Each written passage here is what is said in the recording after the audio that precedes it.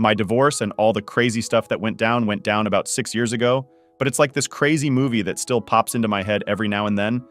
Back then, like a clueless dude, I thought everything was awesome in my relationship with my wife Olivia and our two awesome kids. We were hitting our 8th year of marriage, and our kids were 5, Noah Jr., and 4. It's wild how things can go from great to chaos in the blink of an eye. Ava and my wife were heading into the 7th month of pregnancy, expecting our daughter.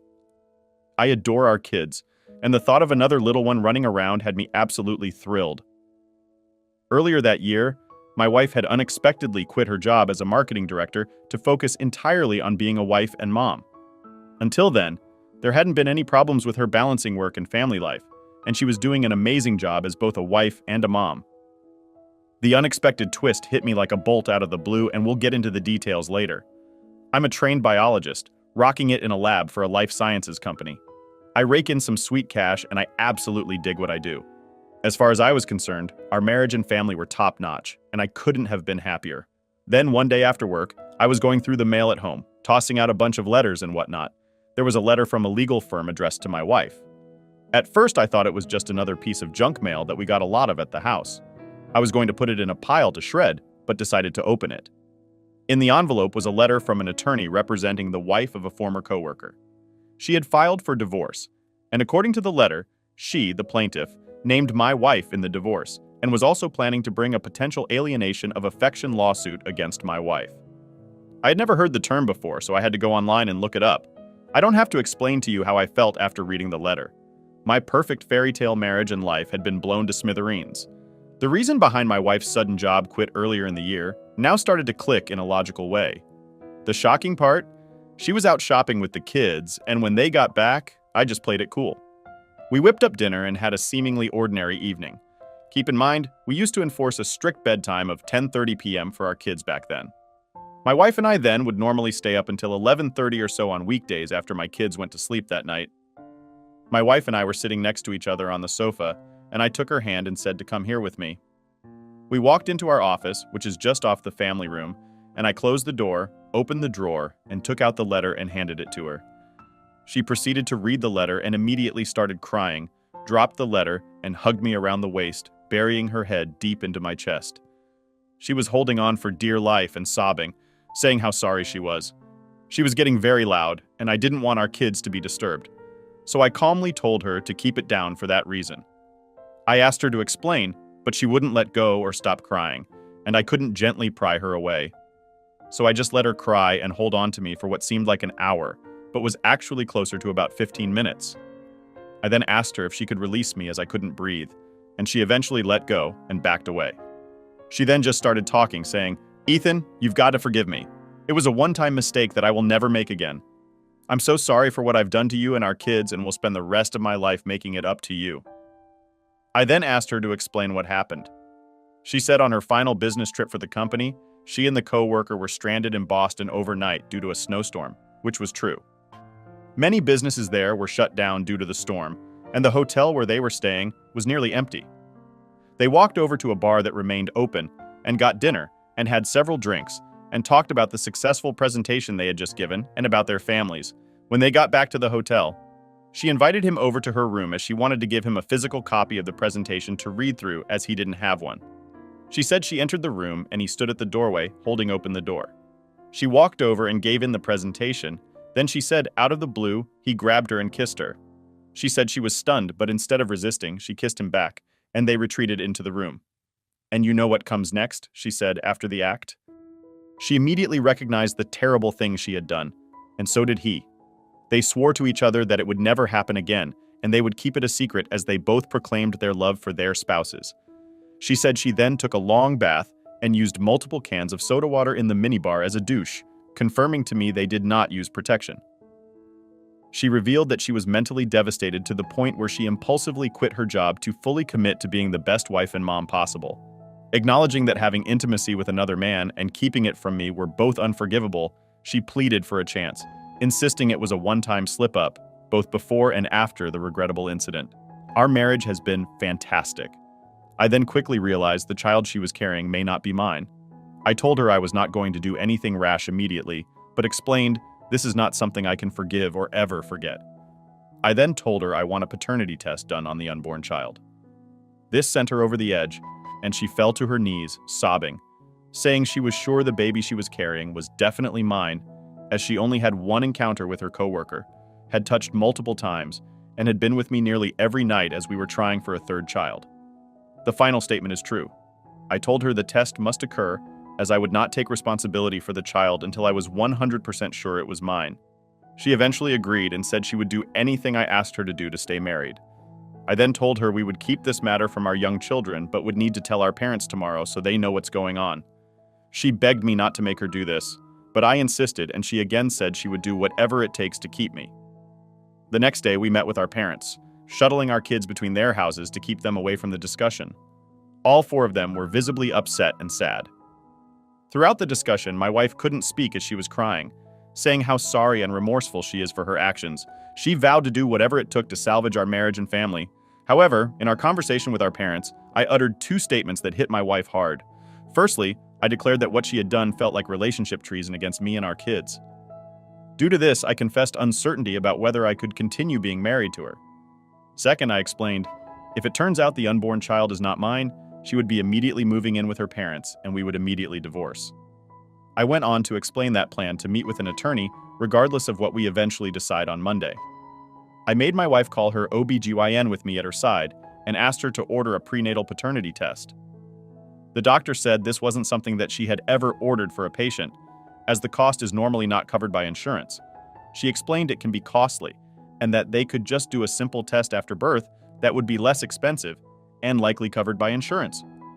My wife explained to her that both she and I wanted the test, and the doctor placed the order without inquiring further. The earliest we could get in was on Friday. That week my wife was a mental mess, and to be honest, so was I. We were still sleeping in the same bed. No intimacy though, but I did hold her to sleep every night, and she was attached to me from the time I came home until we went to bed. She was so over the top. My kids kept asking us why mommy was hugging me all the time. On Wednesday, my wife had a call with the law firm representing her coworker's wife in their divorce. The attorney requested that she come in voluntarily to have a discussion with them about the affair, and that this would be considered favorably by the plaintiff. My wife clarified that it was a one-time occurrence and expressed reluctance to meet with them. After ending the call, she sought my advice on what to do, but I flatly told her it wasn't my problem and advised her to consult an attorney. When she inquired about using the attorney I had met with and chosen the day before, I informed her that it wasn't an option because the firm was representing me. She then asked if I would accompany her to meetings with potential attorneys and to a meeting with the plaintiff's attorneys, and I told her I definitely would not. She cried and retreated to the bedroom.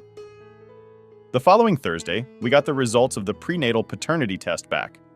A notice was sent electronically to my inbox with a link to their site where I had already set up an account in preparation. My wife and I nervously sat down in front of the computer as I opened it. We were both nervous wrecks, and she was crying, and tears also spilled down my cheeks. We opened the link, and it took a minute or so to read down to where the results were. And the child she was carrying was not mine. My wife turned and threw herself on the bed, crying, and I ran down the steps, grabbed my keys and phone, and just took off in my car. Our kids were at her parents' as we were expecting the results of the test, and didn't want them to be witness to our potential responses. About 15 minutes later, my wife called crying and asked where I was, and I told her I just needed to be alone and would return in a few hours. She asked if I could come back now as she was really losing it and having a breakdown, and I told her, "No, just relax and we'll talk when I get back." I dialed up both sets of parents and spilled the shocking news. Tears streamed down my face as I shared the heartbreaking details with them. They were visibly upset and pressed me about my next move. I laid it out for them, just like I mentioned earlier. I planned to ask Olivia to temporarily move back to her parents' place. I couldn't bear the thought of our kids getting caught up in this crazy drama. I will then take steps to expedite the divorce process and will also have my attorney file a legal challenge to the assumed paternity. Based on the paternity marriage laws in my state, my attorney had previously suggested this as a possible action so that I do not get defaulted on the birth certificate. I told them with this terrible news, the cheating and the lying, there was no way I could ever remain in a relationship with her. I then told them not to call Olivia or discuss this with her. If she happens to call them until I had a chance to talk to her that evening, they agreed. My next call was to my attorney, where I gave the green light to move forward with the divorce and the challenge of paternity. I went home and it was now 9:30 p.m. a full 6 hours after we learned of the results. My wife greeted me at the door and hugged me crying.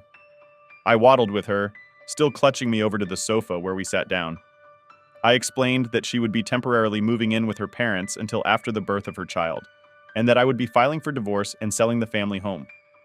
She just cried and said, "No, no, please." I told her this was necessary, as I didn't want our kids to be witness to the drama that would exist between us if we were living together. She promised there would be no drama, but I insisted. She then said something which haunts me to this day. She said, "I will have a termination procedure as I don't want this child if it means losing you." I took her hands, and I told her to look at me and listen to what I was about to say. I told her the baby she was carrying was an innocent angel who didn't ask to be part of the mess her birth parents created. I said, the baby deserves to be born and to have a chance to live a beautiful life. My wife did a sudden flip-flop, claiming she could never end the pregnancy, but floated the idea of putting the baby up for adoption if it meant keeping me. I urged her to have a serious talk with the baby's father, emphasizing that while adoption can be a beautiful choice in the right circumstances, going through with this decision might haunt her forever, and it wouldn't magically fix our marriage. My wife said she was never going to speak with the baby's bio father again, and that the only man whose opinion she cares about is mine. She said she will have the baby raise it, and not ask that I support or interact with the child unless I want to. Well, I was very sad and depressed about the whole thing. I was relieved that the innocent child's future was somewhat secured. We spent the rest of the night lying in bed, holding each other with my wife crying in the morning. I told her it was time, and we both showered, got dressed, got breakfast, and she packed her suitcase while crying. She asked me if there was any way I would consider letting her stay in the house, and I just said no. She must do this for our kids. We had a final discussion where I explained to her that I would not be with her for the birth, nor would I have any role in the child's life from a parental standpoint, but would treat the child warmly when she was older, as she would be a sister to my children, and that during the child's infant and toddler years, I would not be interacting with her, as I thought this would be best emotionally for all of us. I dropped her off at her parents and picked up my kids.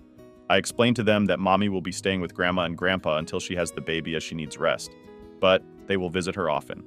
They were fine with this. They kissed their mom and grandparents and we went home.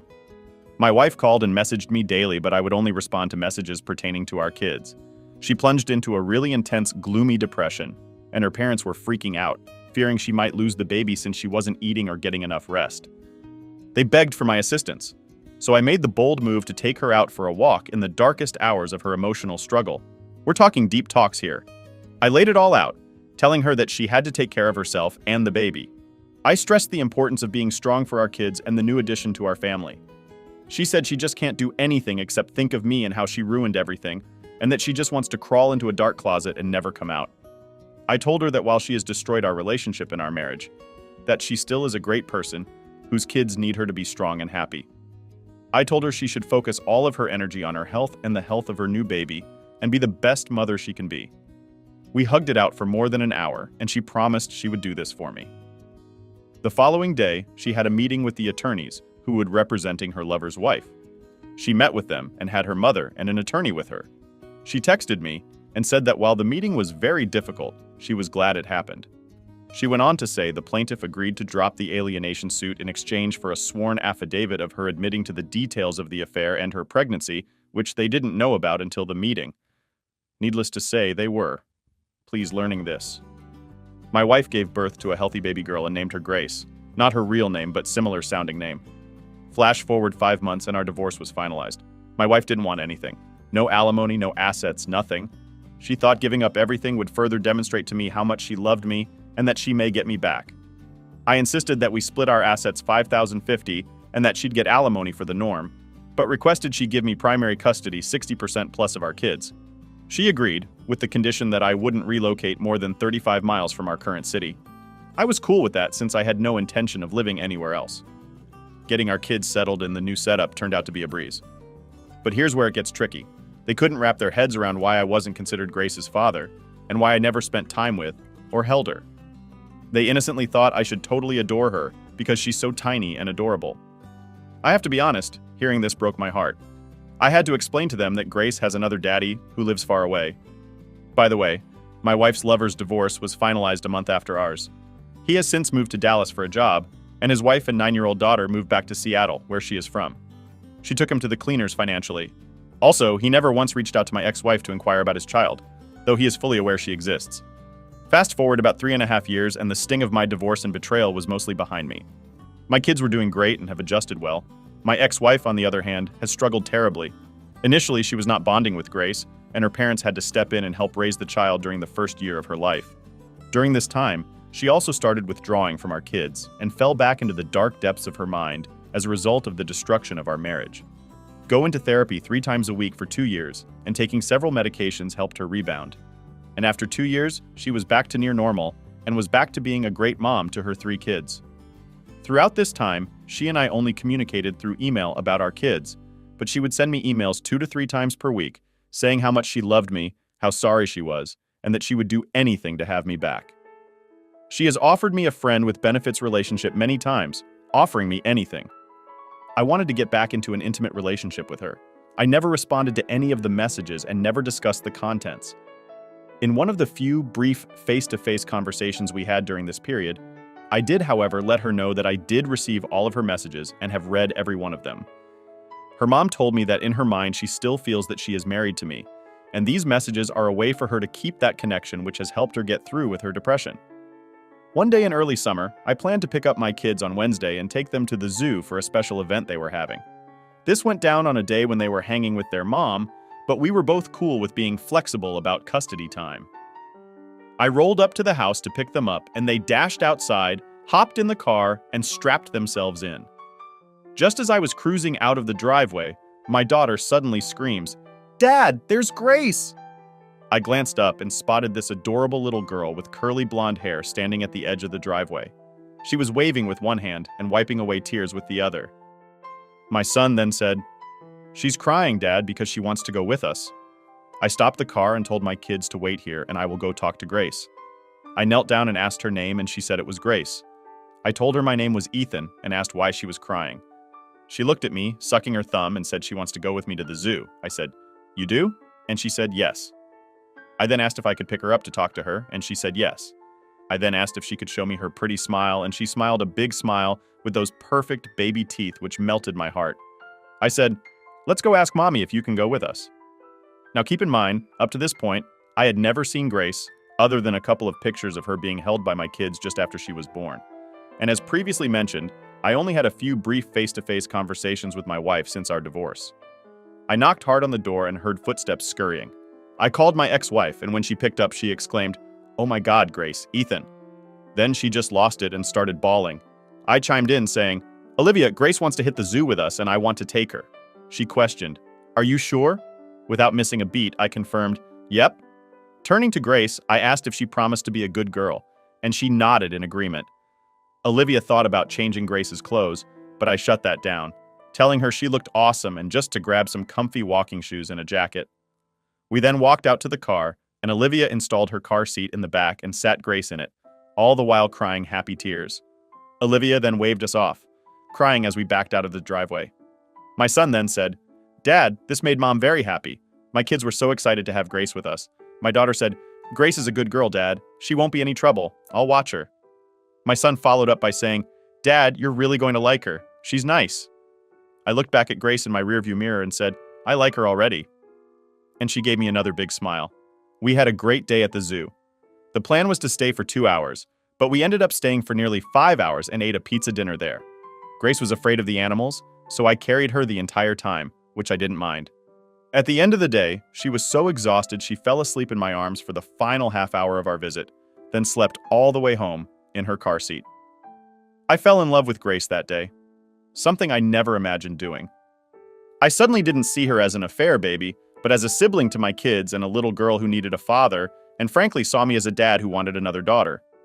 The next day I sent an email to my ex-wife stating, I'd like for Grace to be able to spend time with her kids while they were with me, and wanted to see if she would be open to entering into a legal agreement which would enable this without any obligation to me from a paternity standpoint.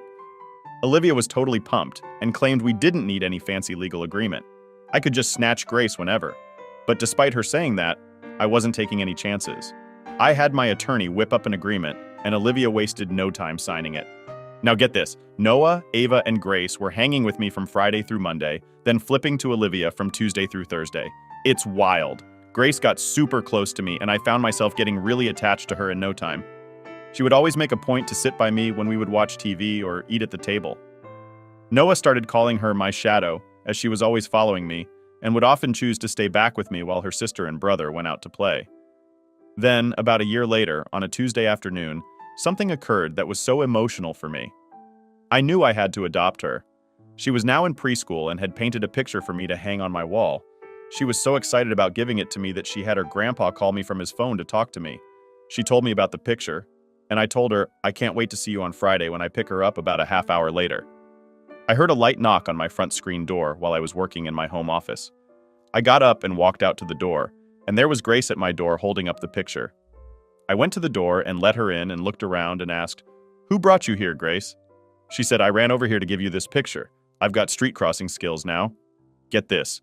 Grandma and Grandpa revealed that she figured out the whole route to my place and went on this crazy mission, running or walking nearly 3/4 of a mile and crossing a hectic 6-lane boulevard just to hand me a picture.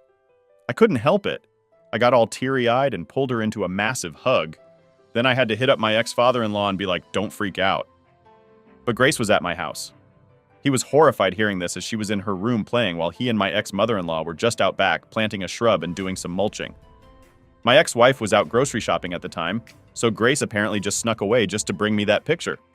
I told my ex-father-in-law I would keep her here with me for a while and bring her back later. I then took Grace out to a frame shop and had the picture mounted and framed. She was so excited, and I told her that when I get the picture back, I'll be hanging it on my dining room wall. Next, we stopped for some dinner at a favorite restaurant of hers that specializes in chicken fingers. During the dinner, I gently explained to her not to run away again and to always let Mummy and her grandparents know where she is at all times when they are watching her, and to let me know if she wants to come and visit me. She said, "Okay, I will."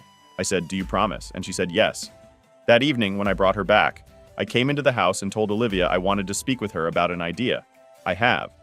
I then asked Olivia to come with me and took a car ride with her to our favorite park bench. And there I told her I would like to explore adopting Grace. She was, of course, overjoyed hearing this and hugged me, showing me her approval. We've hugged it out again for a good hour on the bench, and she said, "You don't know how I hoped and prayed you would be her father." The next day I met with my attorney who started the process. We didn't need to engage the bio father, as in our state a child is considered to be abandoned. If a parent has not been part of the child's life for a period of time, I believe it's 12 months. 1 year later, at the age of 6 years, Grace officially became my daughter. The adoption happened 10 years ago, and it was one of the best decisions of my life.